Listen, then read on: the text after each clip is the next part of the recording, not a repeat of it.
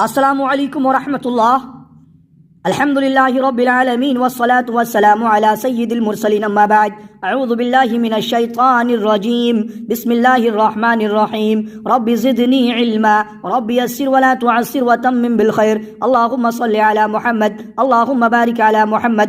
मुहतरम हाज़रीन नाज़रीन, मेरे इस्लामी भाइयों, पर्दनशीं माओ बहनों बुजुर्गों दोस्तों, ये नूरानी कायदा है और इस नूरानी कायदा का जो आज का सबक है वो तख्ती नंबर 1 मुफरदात के बारे में आज के सबक में मैं आपको सिखाऊंगा कि मुफरदात किसे कहते हैं, मुफरदात क्या है। तो मुफरद का मतलब है अकेला अकेला, तन्हा तन्हा, एक एक हरफ को मुफरद कहते हैं।